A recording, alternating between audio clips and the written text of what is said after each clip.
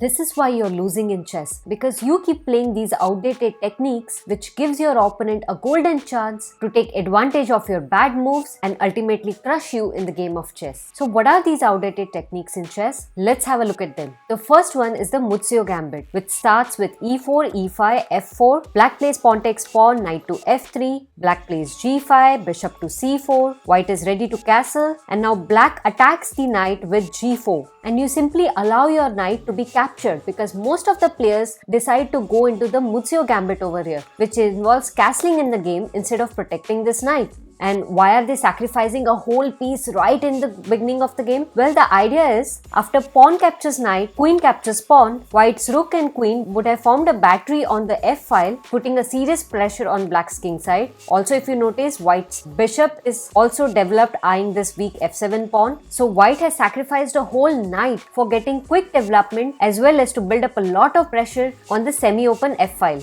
But that doesn't give any advantage to white in the game. Why? Because black can strongly defend this with queen to f6, getting the queen on the same file as white's rook and queen. If you play e5, attacking the queen, then black can simply capture that pawn without being worried of getting pinned by this rook on this open file. So black here is up in material by 4 points and he is easily able to defend his position. And now it doesn't matter what white plays over here, any of these moves is not enough to give a winning advantage to white. So Muzio Gambit is a complete no-no. Please don't play this gambit. Now some people over here are extra bold, extra courageous because they think, hey, maybe sacrificing one knight was not enough, maybe to blast open the black's position and make black's king extremely vulnerable, they'll have to sacrifice another piece. So they go for bishop takes f7 check. What a crazy move. Like as if one sacrifice was not enough, you make another sacrifice without any strong plan of attack, and this is called as the double Muzio Gambit.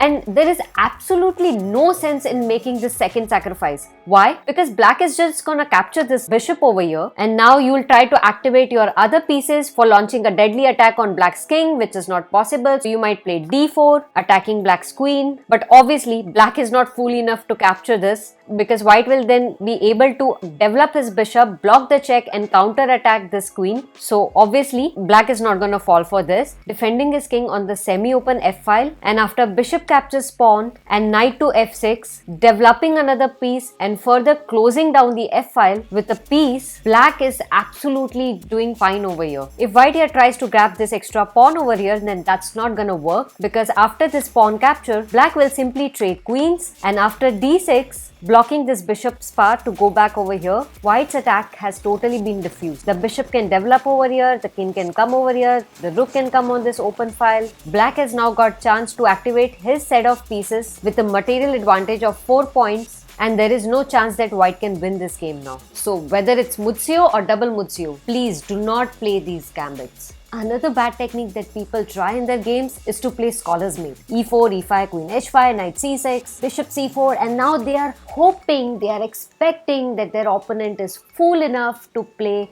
knight to f6, not noticing that you have already created a checkmate threat over here, and then you will happily capture this pawn and checkmate your opponent. Well, please come out of your dream world, because people are smart enough to notice such a threat, and by getting your queen out early in the game, you're just wasting your time and breaking a key opening chess principle. Also, by getting your queen out, you're giving your opponent chance to counter-attack your queen while he keeps developing his other pieces. Now, I have already made a detailed video on how to punish this scholar's mate, so I'm not gonna cover anything over here. So if you're interested to learn about it, then go check out that video, the link of which is given in the I button above. Foolish technique that people play in their games is the Damiano Defence. So e4, e5, this is fine. Knight f3 and now f6. Seriously? Better move obviously would have been here to develop your knight, which would have protected your pawn. But you decided to defend this pawn with your f6 pawn. But by doing that, you have opened up and weakened this king side diagonal, which black can now easily exploit it with a beautiful sacrifice, knight takes e5. Why is this such a brilliant move? Well, obviously, the king diagonal has been weakened, so white wants to jump his queen immediately on this square and start attacking black's king. So what's the best best move over here to play? Well, the best move is to play queen to e7, attacking this knight over here and also developing your queen.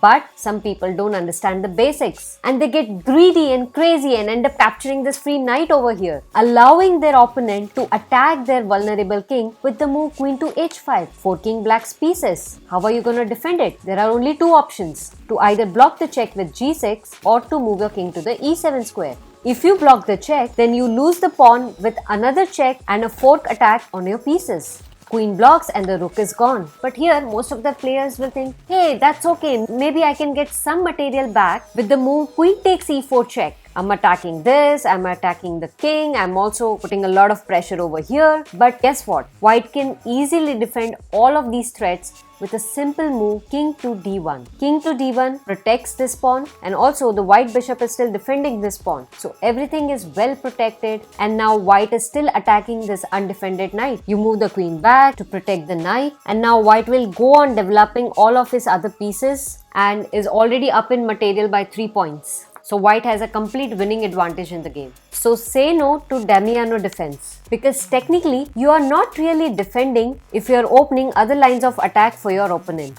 Another silly move to start your game is to play g4. I mean, why are you even playing with the white pieces if you want to play a move like g4? The whole point, when you get the white pieces, the computer gives a 0.2 advantage to the white player because he gets to start the game, he gets to play first, he gets to control the center first. So instead of playing any move which takes control of the center, you choose to play g4. What does this move do? It is not doing anything to control the center. In fact, it's giving black the opportunity to take the center with the move d5. Not only taking control of the center, but also attacking your undefended pawn right in the opening. So though you started the game with the white pieces, but the advantage that the white player gets, you have handed over to black. So congratulations for starting your game with a bad move. Another classic failing technique people use is the Cochrane Gambit. Starts with e4, e5, knight f3, knight f6. Everything is fine over here. You grab the free pawn, that's fine. And now your opponent attacks with d6. And now you should simply move your knight back to f3. But some people have this innate desire to play like legendary Mikhail Tal. So they decide to do a daring sacrifice with knight takes f7, forking black's pieces. Black happily captures your knight back, and now these players who sacrifice this knight, they think that wow, what a move they have played, because they have just broken the castling rights of black's king. So they should be in a winning position now. So they start their illusionary attack with bishop to c4 check, thinking that they are doing very good in this position. But guess what? Black can easily block this check with d5, counter-attacking your bishop. If you capture this pawn with your pawn, then black will block this discovered check of yours with the move bishop to d6. Now you cannot move your pawn forward and check again. This rook is now ready to take up the open file. This king can safely go back either to one of these squares, and all of white's attack is gone. Do not forget that white has given up his important piece in exchange for these 3 black pawns. Black is already ahead in development, as you can see, and this game is now more in favor of black's position. Let's go back. What if you decide to capture this pawn with your bishop? Then it's very simple. That's even a worse move to play, because black can simply capture back your bishop with his knight, and after pawn captures knight, queen captures pawn, black is already hitting your weak g2 pawn over here. Black is up a pawn in material and has a far better position than yours. Why is black's position is better? Because if you look at black's bishops, they are ready to jump on either side of the board. This queen is already activated, and if you look at white's position, except for this queen, none of black's pieces are in a state to jump into action. So that is why black's position is much better over here. So my suggestion is, don't play the Cochrane Gambit. Now another weird sacrifice that people make in the opening is of the kingside knight. Yes, and that happens in the Halloween Gambit. e4, e5, knight f3, knight c6, knight c3, knight f6. Until now, everything is fine. But suddenly, white decides to sacrifice his knight with the move knight takes e5, which appears absolutely senseless to me, because your opponent will simply capture the knight back, and now you're down in exchange. Yeah, you might end up playing d4 after that, attacking attacking opponent's knight, but in that case the knight can simply move to the g6 square, and after e5 attacking another knight, the knight can simply go back to the g8 square, or black can also choose to pin your pawn with the move queen to e2. So if you're still watching this video, I want you to tell me in the comments box, why do people play Halloween Gambit? What sense does it make? I will wait for your thoughts on this, and I'll catch up with you in the next